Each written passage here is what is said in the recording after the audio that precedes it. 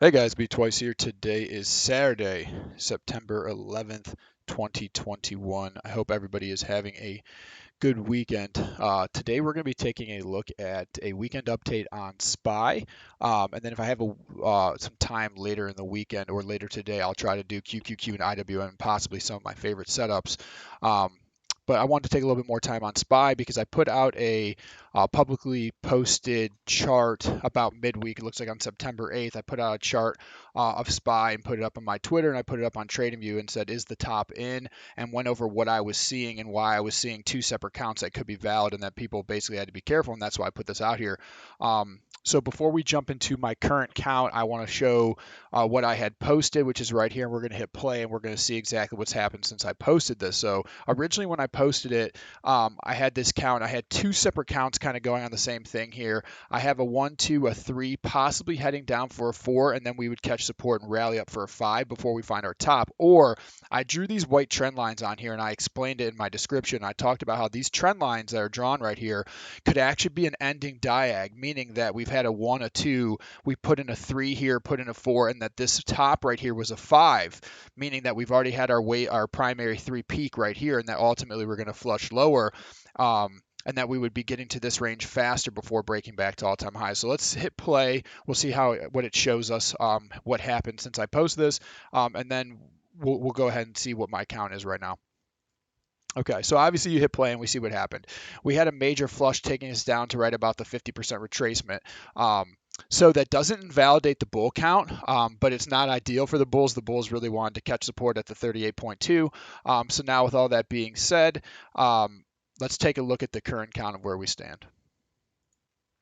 All right, so before we get started, I try to post all my charts now publicly on TradingView, and I put them up on my Twitter just so that if any work I'm doing throughout the week, because I'm not doing the videos, at least people can then see where my head's at. Because the market is ever changing. On any given day, price action could completely change a wave count. It can invalidate another, and that's why you have to always risk appropriately, manage your risk, and have stop losses.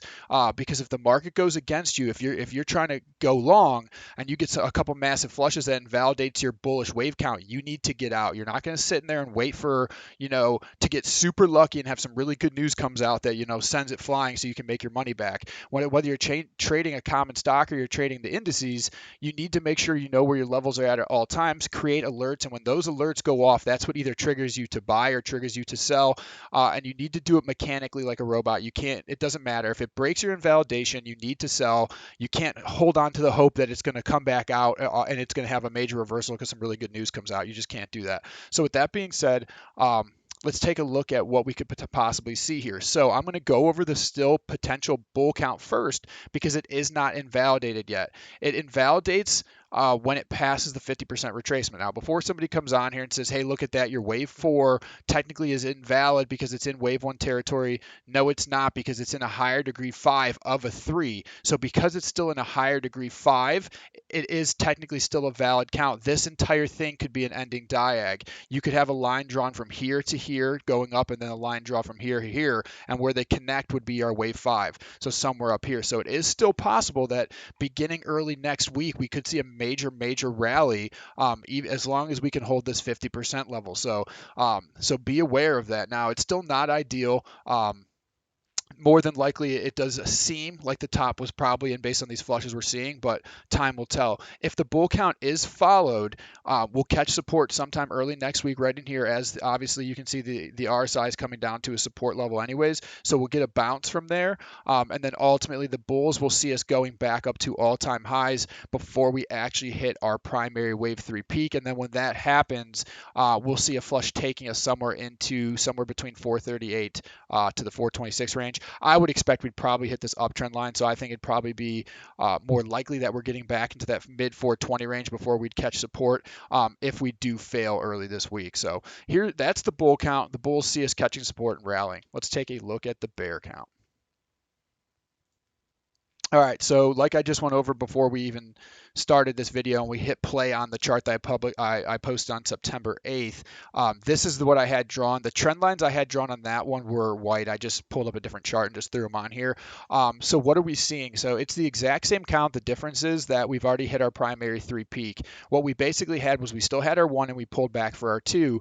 And then this structure right here, 1, 2, 3, 4, 5, takes us up to our wave 3 peak. We had a very, very small 4, and then we went up and we had our peak for a 5. So we had this ending diag.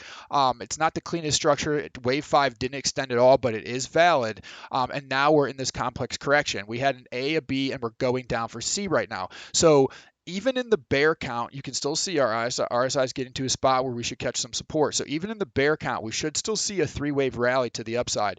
The bears are going to see us coming into this zone right here between 446 to 442. It's going to catch support, and we're going to see 3 waves to the upside, possibly taking us back up to 450.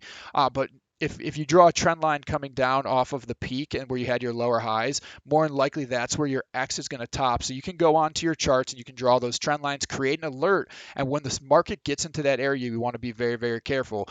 That could be a spot to go short as hedge if you're a bull and obviously you think it's going to go higher. But that's the area where you're going to want to be careful, because bulls and bears agree on one thing, and that's that we're going to have this pop to the upside. The bears are going to see it fail somewhere around 450 and flush lower, while the bulls are going to see it go straight through that downtrend line. It's going to break to the upside. It's going to take us back up to all-time highs. So both of these are valid, but we should see a bounce from this area between the 100% to the 161.8% extension. So somewhere above 442.50.